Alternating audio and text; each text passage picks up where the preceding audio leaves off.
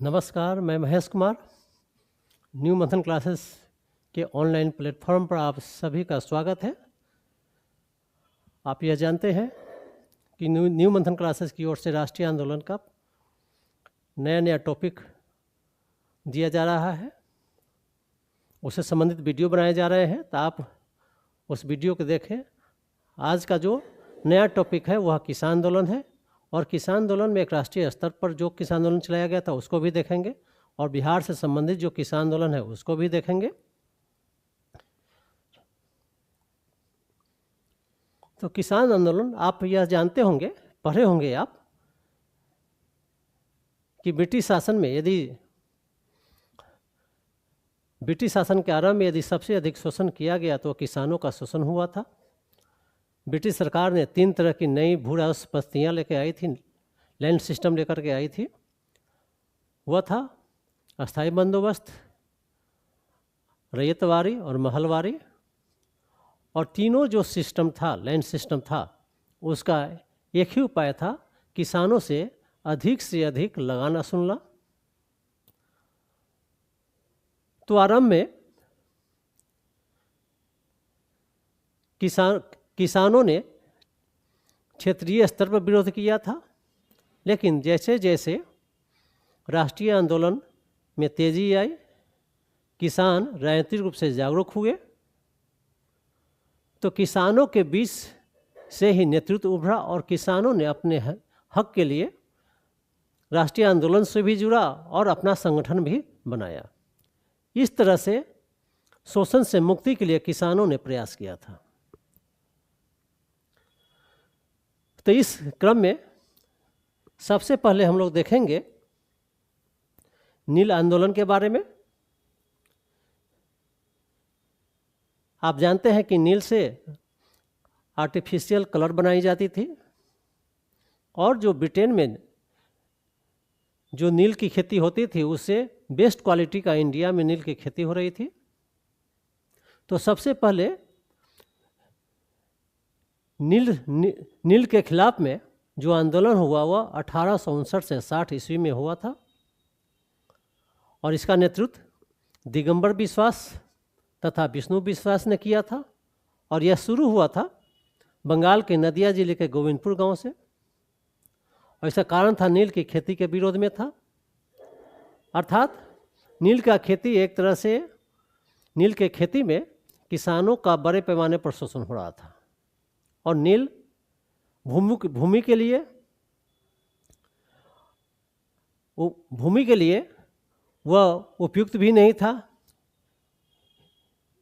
इस नील के खेती से भूमि की उर्वरा शक्ति, फर्टिलिटी कम हो जाती थी। किसान चाहते थे कि अलग ऐसा फसल करे जिससे अधिक से अधिक लाभ हो, जबकि ब्रिटिश सरकार अपने हित में किसानों को मजबूर करती थी नील के खेती के लिए। तो इस प्रकार सबसे पहले नील के खेती के विरोध में बंगाल के नदिया जिले में विरोध हुआ था, और इस नील विरोधी आंदोलन का समर्थन उस समय के मध्य वर्ग ने भी किया था, और हरिश्चंद्र मुखर्जी ने इस आंदोलन को समर्थन किया और अपने पत्र हिंदू पैट्रियाट में ब्रिटिश शोषण का खिलाफ किया। आगे चल करके दीनबंधु ने अपने नाटक नील दर्पण में, ये सब याद रखिएगा, पूछता है, नील के किसानों के शोषण का वर्णन किया है।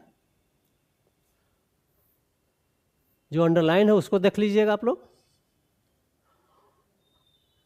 और नील की समस्या की जांच के लिए सीटोन कार की अध्यक्षता में एक नील आयोग बनाया गया, और इस कमेटी के सिफारिश पर नील की खेती बंद कर दी गई।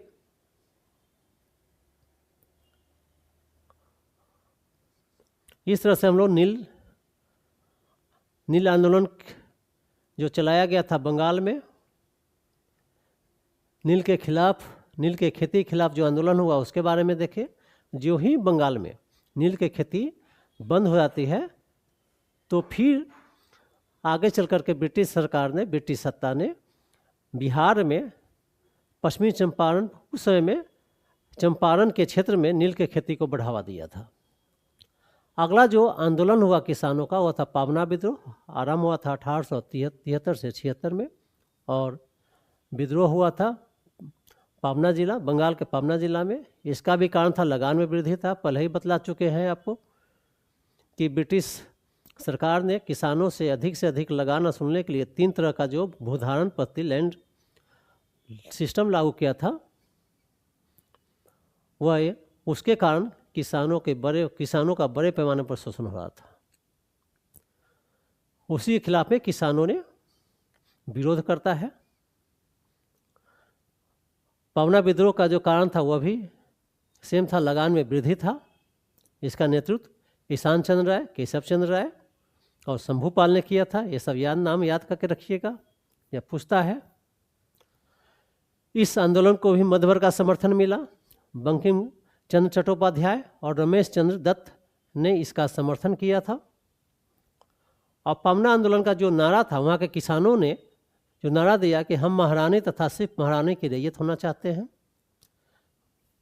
यह पूछा हुआ है पहले के एग्जाम में। और इस तरह का नारा इसलिए दिया क्योंकि किसान अभी वह अपने हित के प्रति अभी वर्ग चेतस नहीं थे। वह ब्रिटिश सत्ता के शोषणकारी चरित्र को नहीं समझ पा रहे थे। वह सिर्फ यह देख रहा था कि जो सामने में जमींदार है, जो लगान वसूलता है, वही में हमारा शोषण का सबसे बड़ा कारण है। जो मुख्य शोषक था, जो मुख्य शोषक वर्ग था, उससे वह उसके चरित्र को अभी समझ नहीं पा रहा था। इसीलिए यह नारा दिया था कि हम महारानी तथा सिर्फ महारानी की रैयत होना चाहते हैं। अर्थात जो बिचौलिया था, जमींदार था, किसानों को लग रहा था कि हमारा शोषण जो कर रहा है वह जो लगान वसूलने वाला है, जो जमींदार है, वह बढ़ कर रहा है। जबकि ब्रिटिश सत्ता की मंशा किसानों का शोषण नहीं है। अर्थात किसान ब्रिटिश सत्ता के चरित्र को समझने में सफल रहे थे, इसलिए इस तरह का नारा दिया था। आगे चल करके 1885 ईस्वी के बंगाल काश्तकारी कानून बनाकर किसानों को संरक्षण दिया गया। ये याद करके रखिएगा आप कि कब बंगाल काश्तकारी कानून बनाया गया था। ये जो अंडरलाइन कर रहे हैं वो सब देखते रहिएगा। अगला जो विद्रोह होता है दक्कन विद्रोह। आप ये जानते होंगे कि जब नई भूधारण पद्धति लागू हुआ था तो समाज में एक नया वर्ग का उदय हुआ था, सूदखोर वर्ग का। जो जब किसान समय पर लगान नहीं देते थे तो वह ऋण लेकर के, सूदखोर से, महाजन से ऋण लेकर के वह लगान को चुकाते थे। फिर वह एक तरह से ऐसा दलदल में फंसता था जो कभी भी उससे निकल नहीं पाता था। इसलिए कहा भी गया था कि किसान कर्ज में जन्म लेता है, कर्ज में पलता है और कर्ज में ही मर जाता है। वह ब्रिटिश शासनकाल के जो किसानों का दर्द था उसको बयां कर रहा था। तो यहाँ भी दक्कन विद्रोह में, दक्कन जो विद्रोह हुआ था 1875 में हुआ था।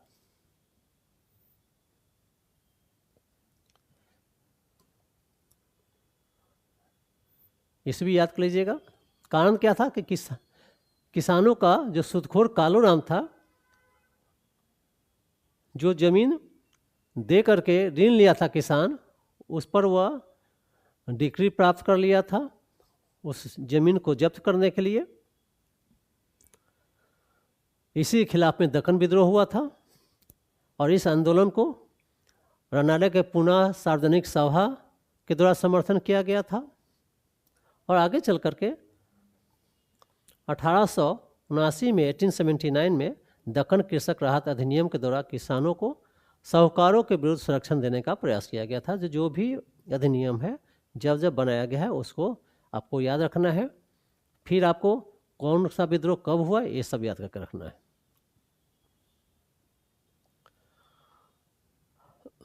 बिहार में जो नील आंदोलन होता है 1917 में, आप जानते हैं, आरंभ चंपारण में हुआ था। इसका नेतृत्व महात्मा गांधी जी ने किया। बृज किशोर प्रसाद, गांधी जी का सहयोगी बृज किशोर प्रसाद थे, राजेंद्र प्रसाद थे, JB कृपलानी थे, महादेव देसाई, मजरूल हक, नरहरि पारेख, बहुत सारे स्थानीय नेता भी थे। कारण क्या था कि तीन कठिया प्रथा, अर्थात 3 कट्ठा में 1 कट्ठा नील की खेती करना। पहले भी नील जो बंगाल में जो नील आंदोलन हुआ था उसके संबंध में बतलाए थे कि नील की खेती कहीं से किसानों के हित में नहीं था, न आर्थिक दृष्टिकोण से था, न मिट्टी के स्वास्थ्य के दृष्टिकोण से था। तो नील आंदोलन 3 कट्ठिया प्रथा के खिलाफ हुआ, उसका नेतृत्व गांधी जी ने किया। और इस आंदोलन में गांधी जी प्रथम बार सत्याग्रह का प्रयोग किए थे। और इसी आंदोलन में रविन्द्रनाथ टैगोर ने गांधी जी को महात्मा की उपाधि दिए थे। वो अगला जो किसान आंदोलन होता है, खेरा सत्याग्रह होता है। वर्ष 1918 में स्थान था गुजरात का खेरा। कारण क्या था, यहाँ भी लगान में वृद्धि की गई थी और इसका नेतृत्व गांधी जी ने किया। वल्लभ भाई पटेल,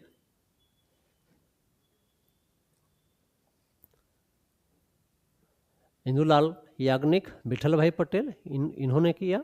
और यह खेरा सत्याग्रह भी सफल रहा था। ब्रिटिश सरकार लगान वसूली को रोक दिया था। जो किसान लगान देना चाह रहे थे सिर्फ उसी से लिया। अगला जो आंदोलन हुआ, मोपला विद्रोह। मोपला कौन थे? तो मुसलमान किसान थे।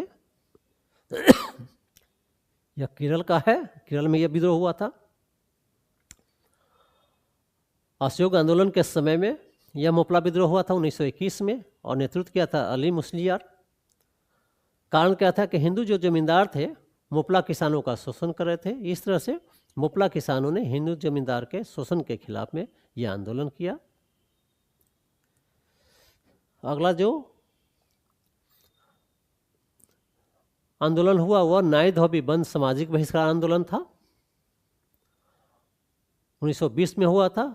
क्षेत्र कहाँ था? प्रतापगढ़ के रूर गांव।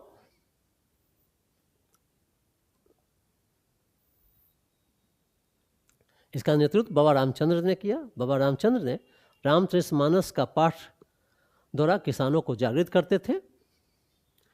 यहाँ भी कारण क्या था? लगान अधिक वसूली जा रही थी और यहाँ भी किसानों के को बचाने के लिए ब्रिटिश सरकार ने अवैध मालगुजारी रेंट अधिनियम 1868 बनाया। उसके तहत किसानों को राहत दिया।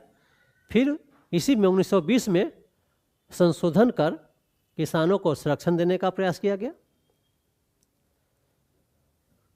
अगला जो आंदोलन हुआ, एका आंदोलन 1921-22 में। क्षेत्र क्या था? हरदोई था, बहराइच था, सुल्तानपुर था, बाराबंकी और सीतापुर था। ये क्षेत्र याद करके रखिएगा, पूछा हुआ है। नेतृत्व किया मदारी पासी ने।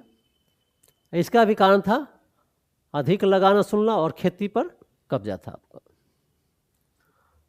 बारदोली सत्याग्रह 1928 में हुआ था। इतिहास का प्रसिद्ध किसान विद्रोह था। गुजरात में था। कारण क्या था कि वहाँ भी लगान में 22% की वृद्धि कर दी गई थी। नेता थे इस आंदोलन का नेतृत्व वल्लभ भाई पटेल, गांधी जी ने किया। इसी आंदोलन के दौरान बारदोली की महिलाओं ने पटेल जी को सरदार की उपाधि दी और यह आंदोलन भी सफल रहा था और लगान घटाकर के 6.03% कर दिया गया था। अगला जो आंदोलन है बिजोलिया आंदोलन, वर्ष 1920-22 में हुआ था मेवाड़ में और इसका नेतृत्व विजय सिंह पथिक ने किया था और यह भी था अधिक लगान के खिलाफ में था। अगला किसान आंदोलन होता है बकास भूमि आंदोलन। 1936-37 में यह बिहार में हुआ, बढ़ैयाताल मुंगेर में, और इसका नेतृत्व करयानंद शर्मा ने किया।